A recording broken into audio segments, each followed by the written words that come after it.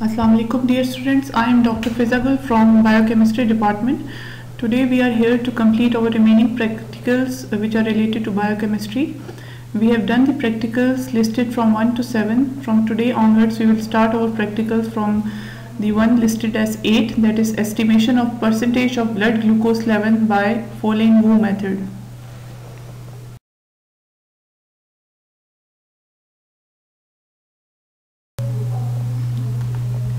So this is the apparatus used in this experiment, that is the 3 Foley-Wu tubes, pipette, funnel, beaker, filter paper, calorimeter, boiling water bath and disposable syringe. So the chemical used are 10% sodium tungstate, 2/3 normal sulfuric acid, alkaline copper sulfate, phosphomolybdic acid, standard glucose solution of 0.1 mg per ml, EDTA or potassium oxalate, it is basically an anticoagulant, 2 ml of blood. We will start our practical by preparing a protein-free filtrate. We will take a beaker and add 2 ml of blood in it. Add a small amount of EDTA, which is anticoagulant, plus we will add 14 ml of distilled water along with 2 ml of 10% sodium tungstate and 2 ml of 2/3 normal sulfuric acid. The dilution factor is basically 10 as 2 ml of blood is diluted up to 20 ml. We will mix this mixture and keep it for 10 minutes so that a chocolate color complex is formed. Then filter it with the help of a filter paper to obtain a clear filtrate. If still the filtrate is of red color, then we will add a few drops of sodium tungstate and sulfuric acid and then again refilter it so that we may get a proper colorless filtrate. Protein free filtrate, basically it is prepared so that protein which are present in the blood should not interfere with the reaction.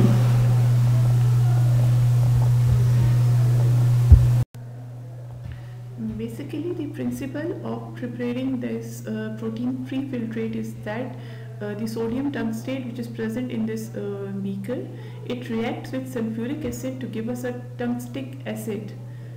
This tungstic acid then acts on protein of blood and causes their precipitation so that proteins are filtered out through filter paper and we get a colorless clear filtrate. Okay? So this is the principle for this practical. The last principle which we just read was about the protein free filtrate. So in this, in alkaline medium, copper sulfate is reduced to cuprous oxide by the glucose which are present in that protein free filtrate.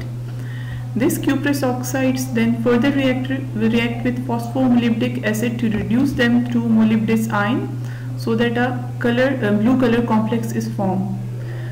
This principle is also important regarding viva questions. So we will take 3 Foley-Wu tubes and label them as S, U and B. It is an important step which mostly students forget to do in exam.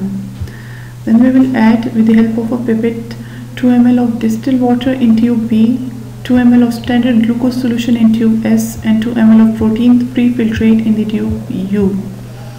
We will further add 2 ml of alkaline copper sulfate in each of these 3 tubes in order to provide an alkaline medium for the reaction to take place.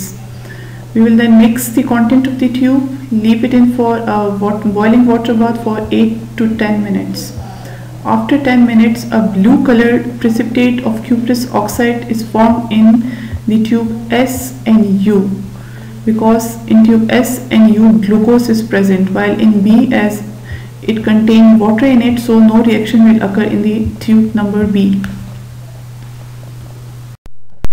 So basically the change in color in the tube S and U depends upon the concentration of glucose in the solution. The more the glucose present, the more deeper the blue color will be. We will remove the tube from boiling water bath and cool it under tap water. Then to each of these 3 tubes we will add 2 ml of phosphomolybdic acid along with distilled water to make the volume up to 20 ml mark. And then in the end, in order to measure the optical density of the standard and unknown solution, we will use calorimeter and adjust its measurements at 0 by using filter of 420 to 470 nanometer. So these are the precautions which should be taken while performing this practical. First one is the washing the apparatus before and after experiment. This is the most important one, and it contains solid marks. Mostly students forget to do this, so they lose their marks in their viva. Second is the protein free filtrate preparate must be colorless.